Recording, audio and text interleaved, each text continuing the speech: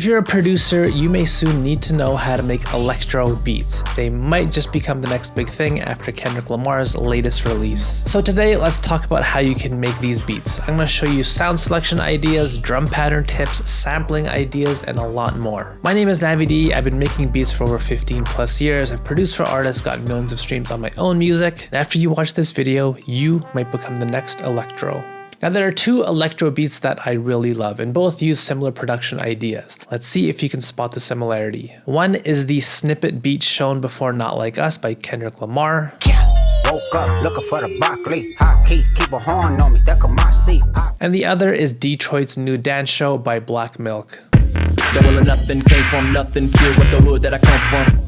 These beats are similar in that they both have fast BPMs, they both use electro sounds, all while having a hip-hop structure. So this is the checklist I'll have in mind while trying to make decisions for this beat. So let's just go ahead and start. I will begin by setting the BPM of this beat to 100, and yeah, that is the first one off this list already. This beat making stuff is easy. From here, let's start selecting electro sounds for this beat. These kinds of beats use a sound palette from 80s electro music, which often use drum machines and classic 80s synths. But since I don't have any of these, let's try to find some samples that have these kinds of sounds in them. I'll just go ahead and search for 80s electro and look through the playlist here and see what I can find. Now, one sound that I'm looking for within these samples is that distinct, colorful synth bass. I feel like that's going to be an important element that I will need to include in my beat to build that kind of electro aesthetic.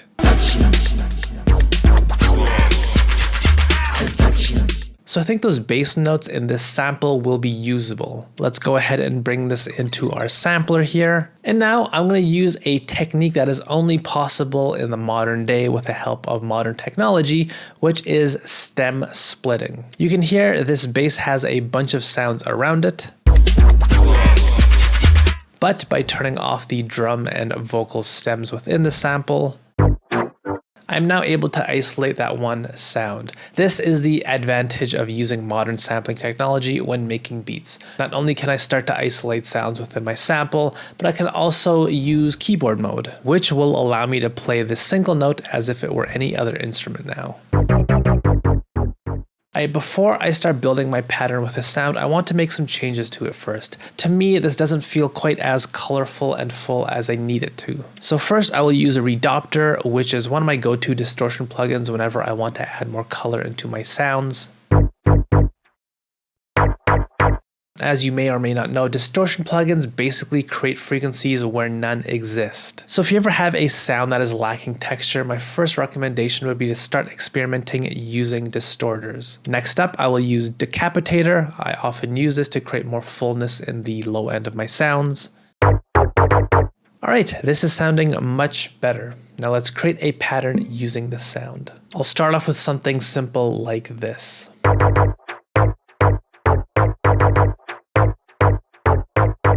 Here, I want to create a pattern that's somewhat similar to the reference beats that I just played, patterns that have areas where there are many notes bunched together right next to each other, as you can see over here. As well, I don't want this pattern to be too melodic, which is why all of these notes are within a 4-note range. One additional thing I want to do is control the velocity of my notes. For this section here, where we have 3 notes in a row, I think it'd be a good idea to control the velocity so it doesn't sound quite as stiff and robotic. As well, one other small detail that might be important is to control the stretching of the sample. Right now, here is how these notes sound. But you'll notice if I start playing around with the time stretching, I can get these notes to sound much longer and therefore fill out the beat much more. So this is something that I'll probably pay attention to as I add more into this beat. I might need to go back and control just how much space this sound takes up by stretching it or shrinking it. Speaking of which, let's fill up this beat even more. Earlier on in this exact same sample, I noticed that there were some really great sounding 80s synths that I think would work perfectly as yet another layer within this beat.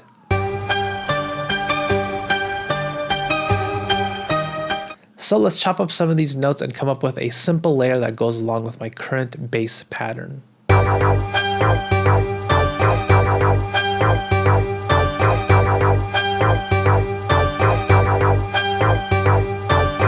This sounds cool so far. I may need to adjust this as I get a better sense of how the beat sounds once it's finally built out and structured. But for now, since I have these cool electro sounds in my beat, let's go ahead and cross this off the list. From here, let's move on to creating some structure in this beat with some drums. For my drums, I'm going to continue using more electro sounds, i.e. drums that sound like they've come from a classic drum machine. I noticed that this other electro sample that I came across before while looking for this sample might have what I'm looking for.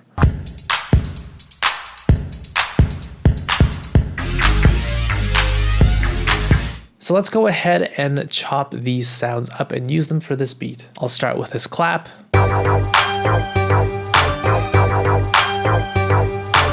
As you can hear, this sounds brighter and more prominent than the original clap from the sample, and that's because I just did some basic EQing to accentuate the frequencies that I need and cut the ones that I don't.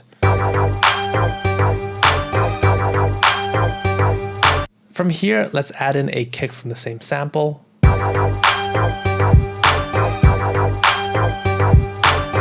I do feel as though this kick needs a bit more help, so I'm going to layer this other kick underneath.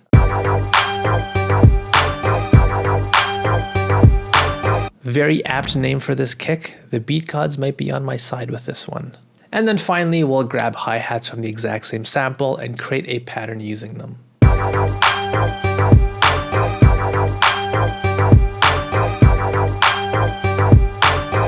I've talked about this in the last couple of videos. I often go into autopilot mode with my hi-hats here, so I want to be a little bit more deliberate. I created a pattern that has a balance with my other patterns. It simplifies during the busy parts of my loop and intensifies during the emptier part of my loop. And from here, that synth bass doesn't really fill up the low end, so I'm going to throw in a classic subby 808. Not only will this provide a good sub bass, but it also plays with that 80s aesthetic.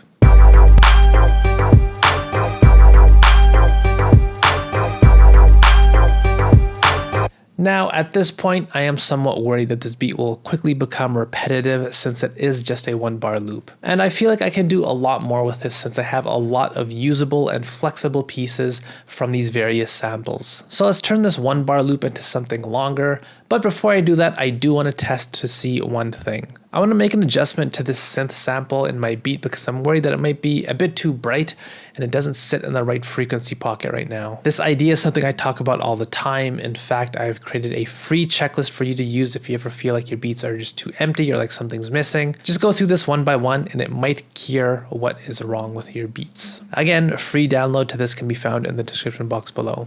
Anyways, back to the beat. So what I'm going to try to do is bring this down an octave and slow it way down to half the speed. My thinking is that this will create a little bit more openness, both in frequency and in movement in the beat.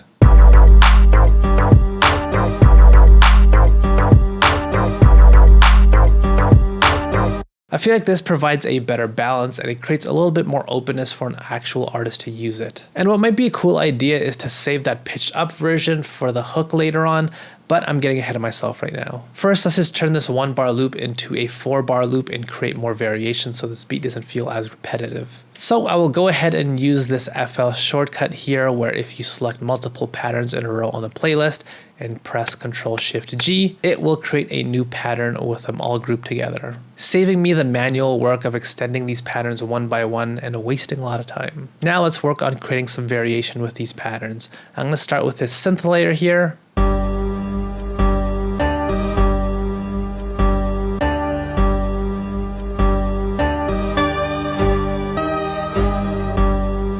You can see the big difference with this new pattern is that I just found 2 different notes from the very same sample and I created an alternate idea for the 4th bar. And from here, let's make changes to the synth bass pattern as well.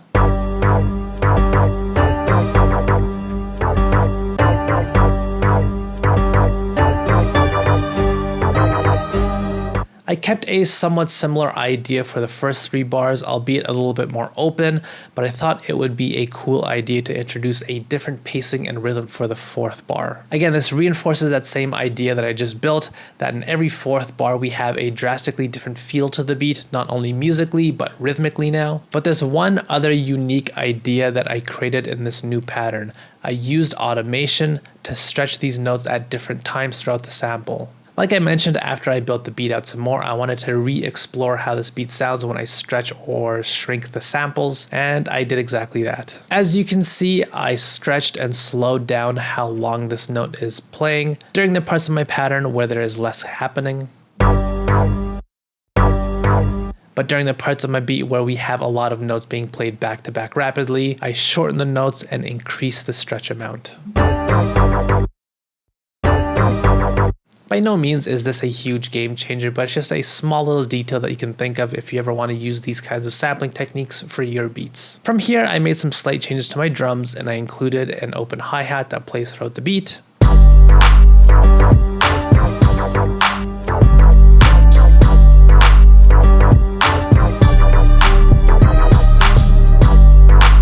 You'll also notice that the 808 pattern is slightly more musical as well. The big difference here, once again, is that I created a dramatic change in the 4th bar.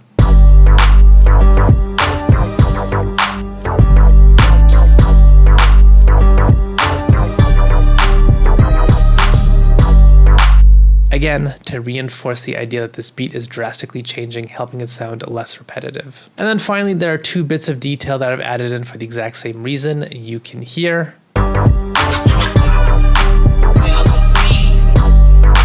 one of these is basically a scratching and vocal effect from this sample here. Get on the dance floor, let your body feel the heat. And the other sound comes from this sample here, where I grabbed that beeping noise within the sample to create this. And then, like I mentioned for the hook, I'll use that pitched up version of the synth, and I'll slowly bring that layer in like so.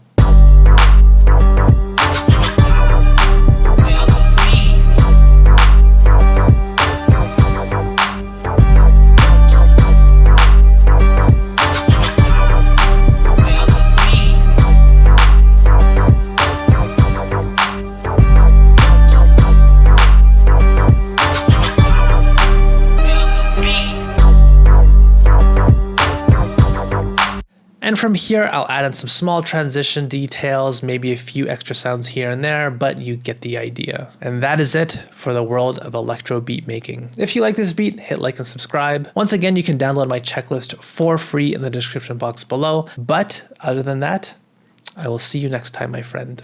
Bye bye.